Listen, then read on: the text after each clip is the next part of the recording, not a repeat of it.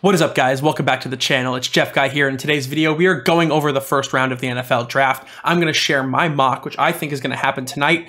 I'm pretty good at picking these, I'd like to say. We'll find out tonight and tomorrow how I do.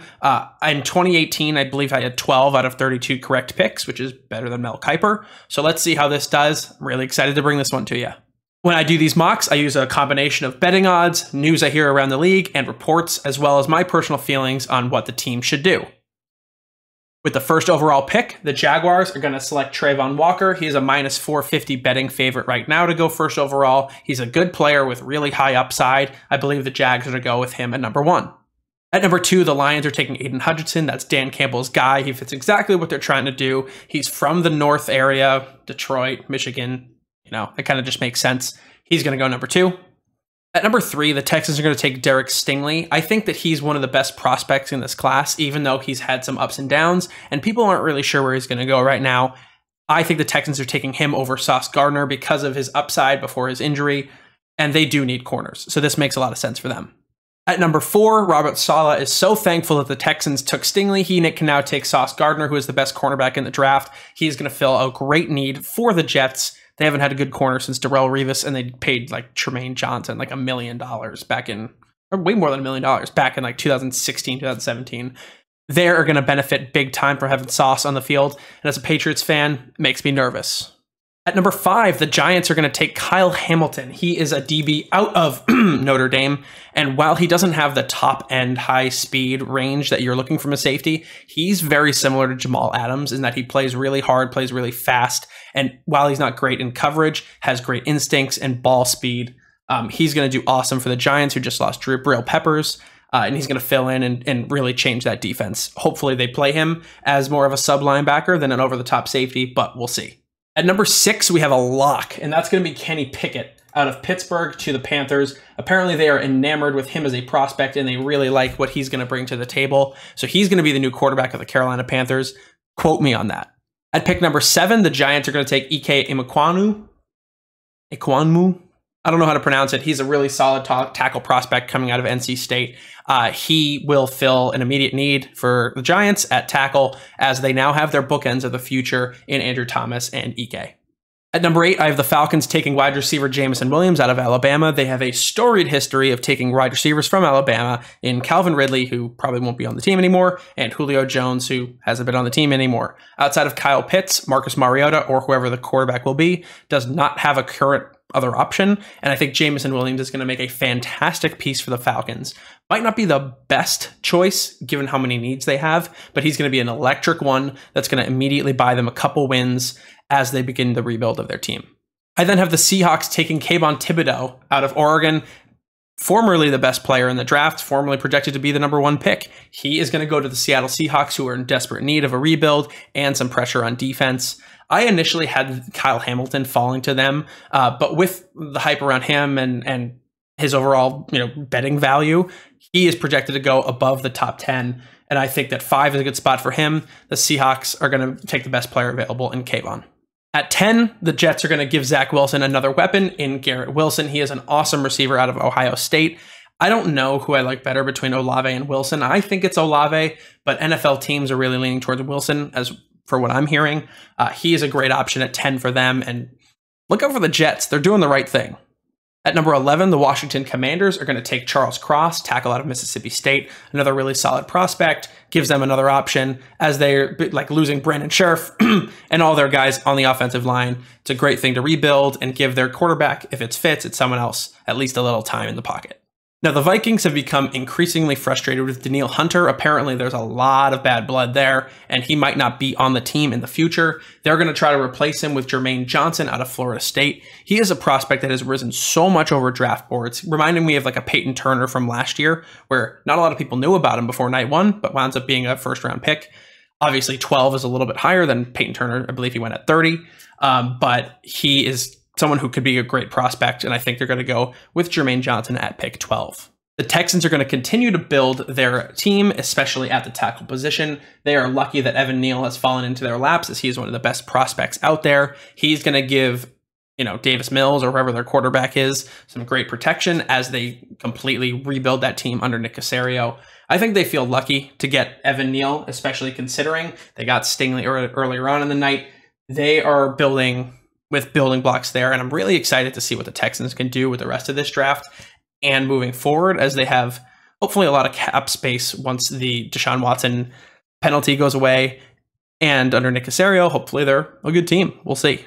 The Baltimore Ravens had a very injury-prone year, specifically at running back and cornerback. I have them taking Trent McDuffie here. As a Patriots fan, I was hoping he would fall, but I do think that the Ravens are really balancing and prioritizing across their defense and are going to go corner tonight, and Trent McDuffie right now is the best on the board in my book. At 15, I have the Eagles taking Tyler Linderbaum out of Iowa. He's one of the best offensive lineman prospects that I've seen. He's a center, and we think about the Eagles, Jason Kelce is not getting any younger. They have Brooks, Johnson. All those guys are getting up there in age. They're going to have to start replacing them, specifically if they view Jalen Hurts as their quarterback of the future. So Tyler seems like a great pick here. He's going to come in, start day one, probably at guard. And he reminds me a lot of Creed Humphrey from last year for the Chiefs. Can come in, start day one, and potentially be a boss. At 16, the Saints are taking Drake London, wide receiver out of USC. He's one of the best receivers in this class. His skills don't necessarily translate as well to the NFL as other receivers, as we'll see later on in the draft. But he is a great receiver, can learn under Michael Thomas, and can give Jameis, or whoever their quarterback is, a little bit more time. Last year, they had Kamara and Kamara only. This year, hopefully, they'll have Kamara, Drake London, and Michael Thomas all healthy, all ready to sling it and bring New Orleans back into relevancy in the NFC South. And there are the Chargers. I don't even have to move my mouse. They're going to take Chris Olave, give Justin Herbert another weapon. He has 3 elite receivers in Mike Williams, who's your X-receiver, Keenan Allen, who's going to play the slot, and now you have Olave, who's going to play in between and be your deep threat. They're so stacked on offense at receiver, running back, and everywhere across the board. They should be an immediate favorite to win the AFC, and Olave is going to help them get there. With their second pick in the first round, the Eagles are going to take Andrew Booth out of Clemson. He's a solid corner. I don't know if he's the best, but he kind of fits what the Eagles do with a lot of mixed man zone coverages. So I like him here, and I think Kaiir Elam is another great option. A little bit less Philly-y, but I could see them going there as well. With pick 19, the Saints are going to take Quay Walker out of Georgia. He is a great linebacker, and their current captain on defense and star, Demario Davis, isn't getting any younger. He's going to be an immediate replacement for him as they continue to bolster that team and get ready to come back in the NFC South. According to some of my sources in the NFL, Malik Willis can be categorized as dumb. I don't really know about that, but I think the Steelers really like him. He is currently the betting favorite to go to them, and they desperately need a quarterback after the retirement of Big Ben, and their only option is Mitch Trubisky. So I'm going to take Malik Willis. He could be a very fun option for them, kind of looking for what they tried with Mike Vick, but it didn't work out. I think their offense is immediately better with him over Trubisky. In terms of fantasy volume and fantasy stuff, I probably wouldn't draft Deontay, Claypool, or any of those guys.